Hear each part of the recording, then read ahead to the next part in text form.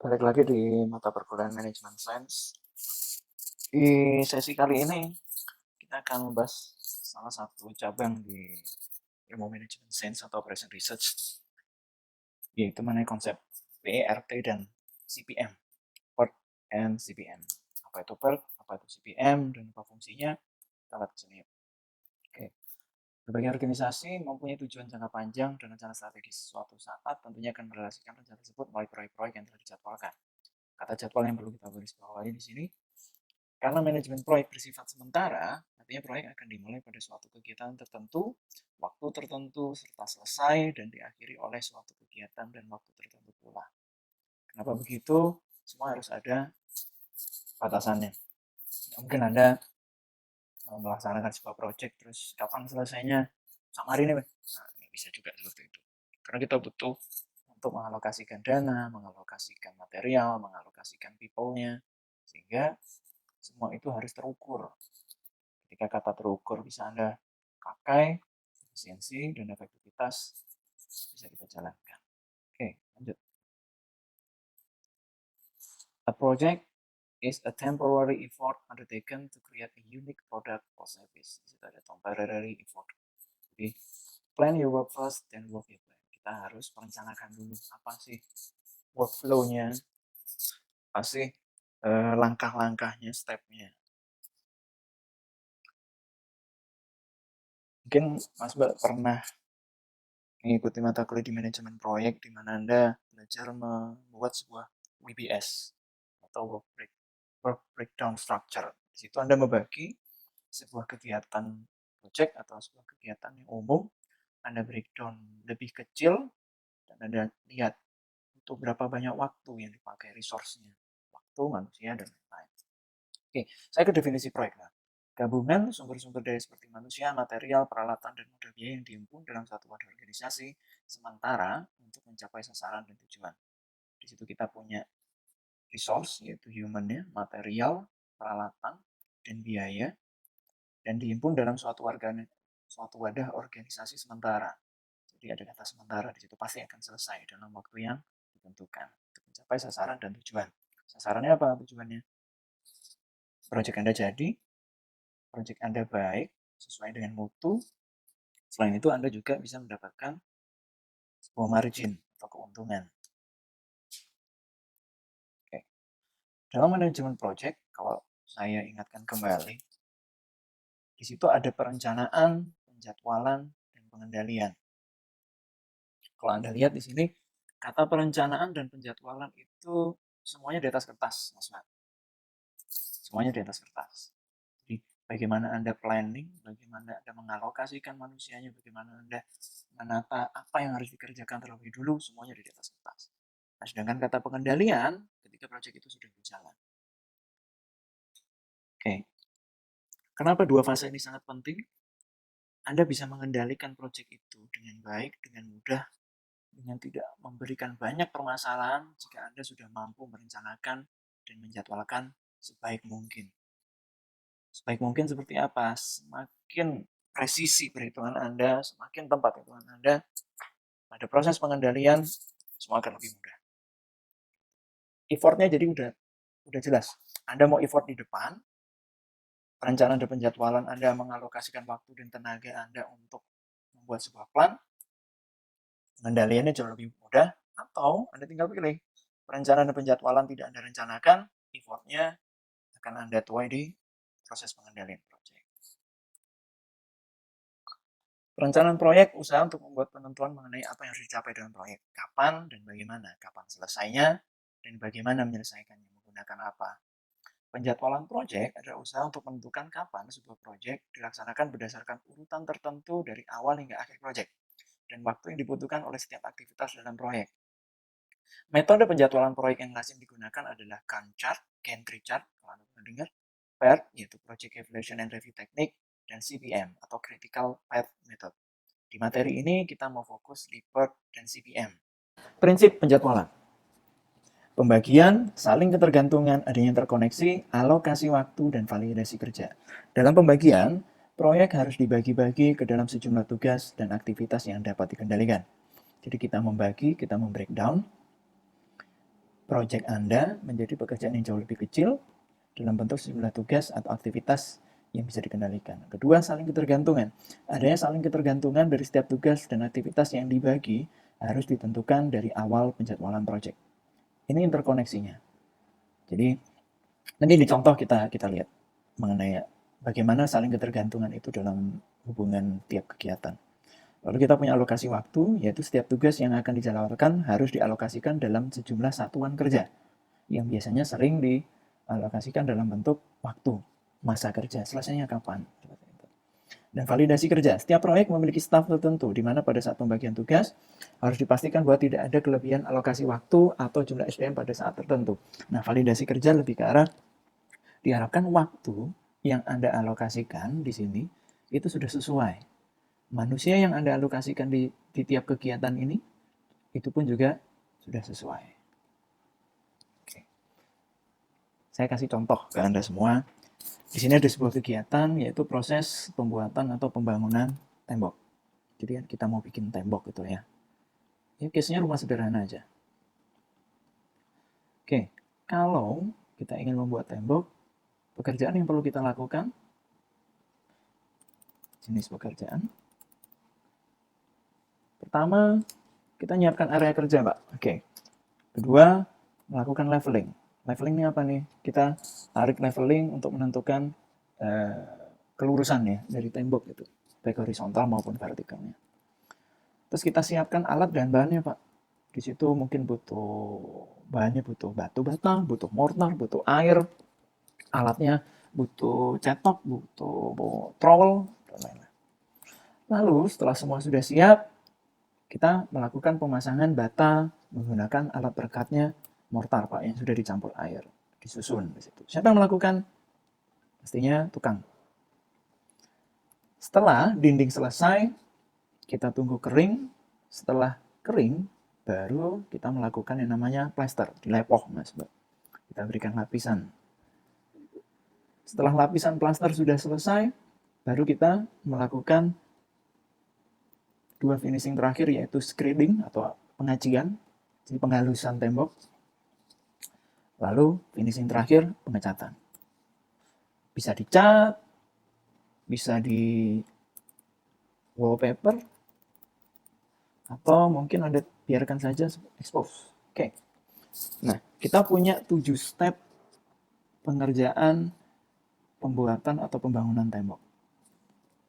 Balik ke sini. Kita sudah melakukan pembagian. Jadi bagaimana membangun tembok, kita melakukan pembagian, kita bagi-bagi dalam sejumlah tugas dan aktivitas yang dapat dikendalikan. Kedua, kita lihat saling ketergantungannya seperti apa. Nggak mau geser.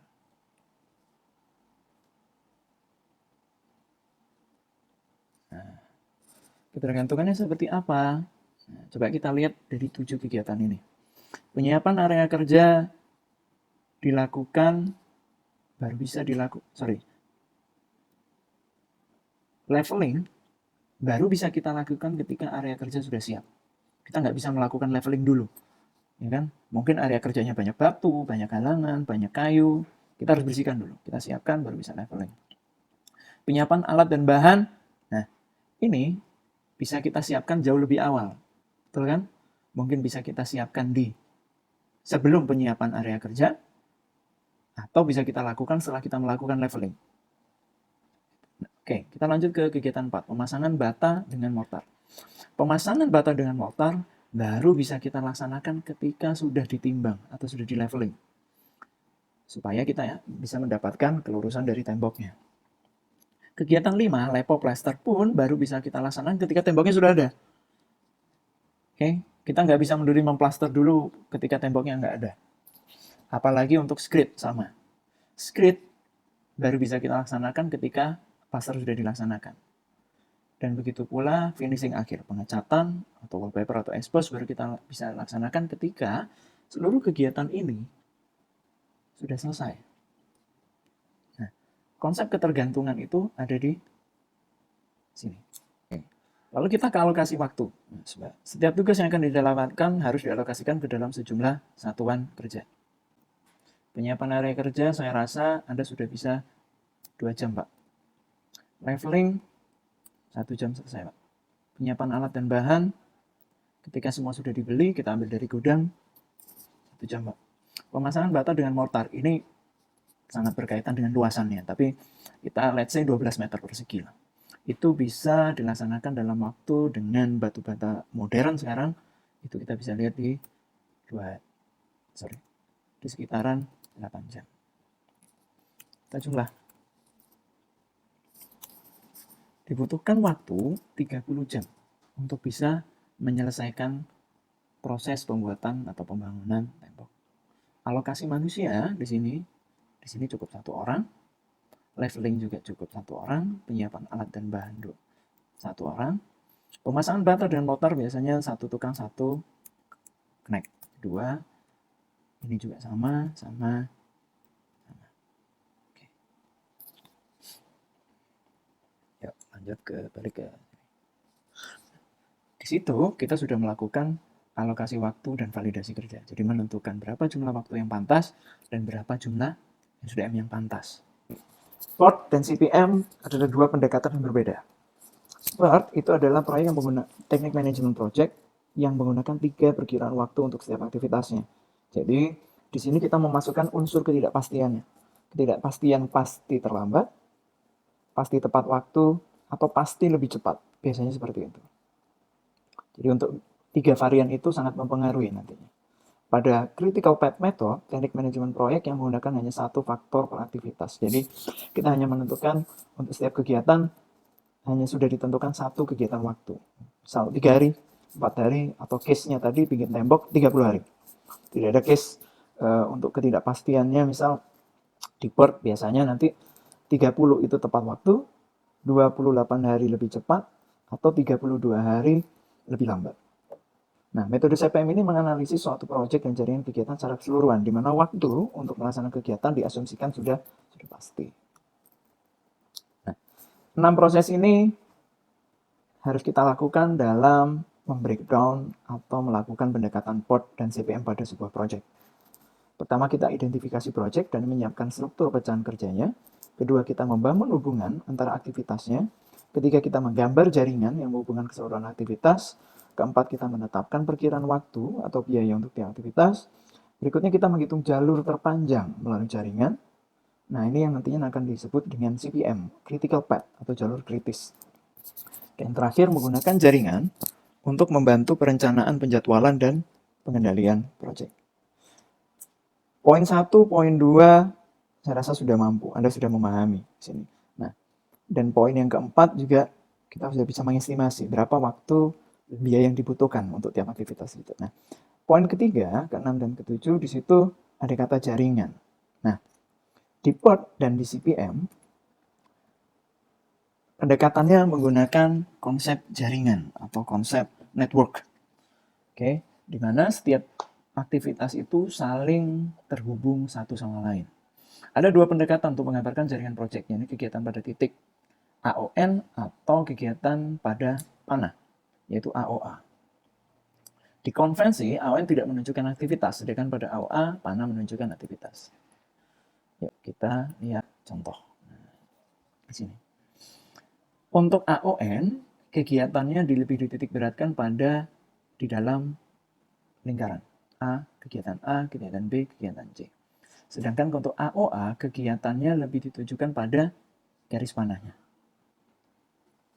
Nah, kalau kita lihat ABC ini, A datang sebelum B, yang datang sebelum C. Kegiatan C tidak akan bisa kita kerjakan jika B belum selesai. Kegiatan B juga tidak akan selesai jika A belum kita selesaikan. Jadi ini misal tadi tembok, lepoh, plester, lalu yang ini aci. Semuanya saling berurutan. Kalau di kegiatan yang B ini, C bisa berjalan jika A dan B selesai. Pada case seperti ini, misal kita ingin di kasus tembok, di A ini